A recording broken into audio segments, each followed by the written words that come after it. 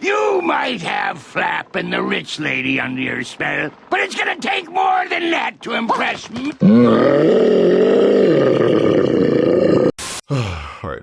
In hindsight, it's a bit silly we had to wait 3+ years for actual legitimate gameplay, but coming from the same company that refused to share the game's name for the longest time, it's definitely in character. I'm going to be completely honest in saying that the first few seconds of gameplay washed a very overwhelming but brief feeling of concern. Take away Link's new look and coordinates on the map and the game looks exactly the same. I was expecting some interesting new UI changes here and there, perhaps a new layout. There wasn't much that needed changing when it came from Breath of the Wild's UI, but I was expecting, I don't know, just something different, something newer, updated icons perhaps. But if it ain't broke, don't fix it, I suppose. It's a bit of a shame we're stuck with the same horseback and stables music. I feel like they could have created new renditions of him, but as long as the game ends up having significantly more new music than old music, then it's all good. Seeing Mr. Aonuma play the game before its release made me feel a little bit nostalgic. Felt like a little throwback to when him and Mr. Miyamoto had that little Breath of the Wild gameplay showcase about 8 or 9 years ago. A bit sad the latter wasn't able to make it for the sequel showcase, but I like to pretend he had his hands full with the Super Mario movie preparations. We saw Link pass a couple interesting stuff, such as a lone Korok, some building equipment next to the stables, and other miscellaneous NPCs, but we're not here to talk about that. Seeing as Breath of the Wild was a physics-based game, you were able to manipulate the game's mechanics to get to places in very creative ways. I imagine it's the same for the Sky Islands in the sequel. However, one of the intended methods of reaching the sky is to rewind the flow of time of a single object, such as, one that fell from the sky perhaps. Link was able to stop time using the Sheikah Slate, but is now able to rewind time using his own volition. Slowly but surely, our boy is turning into an entire anime protagonist. Anyway, eventually we make it to one of the Sky Islands. New foliage, new mushrooms, new grass. Hell yeah.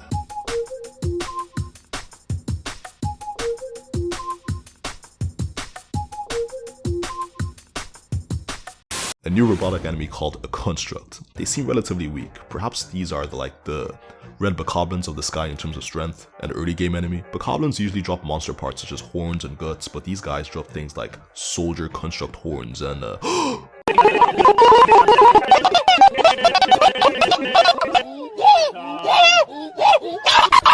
It's such a shame because I had a really good theory video in the works revolving around how important the Zonai were and their connections to the Hyrule royal family, but perhaps it was better I didn't release it as it was leaning on leaked material. You know the one. But that's pretty much confirmation that these guys are Zonai made. I'm such a huge fan of minimalistic environmental storytelling, so naturally I found the Zonai's disappearance unnecessarily fascinating. Very excited to see what happened to him because I was under the impression they were wiped out. Or it could be that these constructs are what just remain of the Zonai tribes. But after seeing the leaked art book, I doubt it. Anyway, moving on. The next ability, the fuse ability, is the game changer. This, ladies and gentlemen, is the game of the year winner right here. Depending on how many items you can stick to your shield or weapon, the possibilities are limited, but very vast. One thing's for sure though, it's going to be so much fun discovering the side effects of different fusions. I personally need to know what happens when you fuse your key swings or an entire stake to your arrows. Fusing also kinda improves durability, so people that dislike the weapon breaking mechanic can sleep easy. Well, easier. If only there was a place in the game where you could replenish your weapon's durability without needing to fuse it with another. Yep.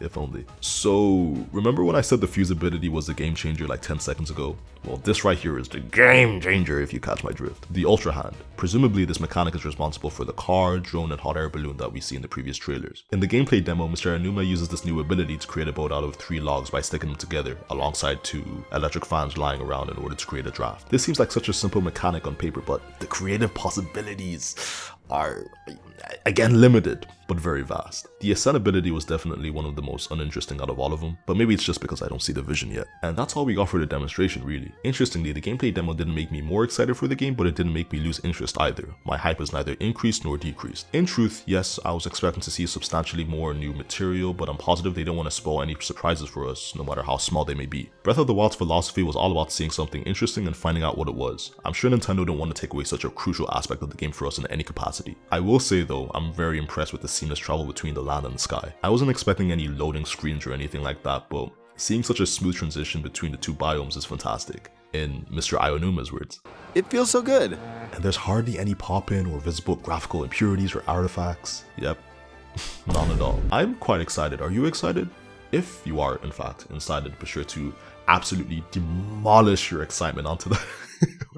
wait, let me start again. I'm quite excited. Are you excited? I'm quite excited. Are you excited?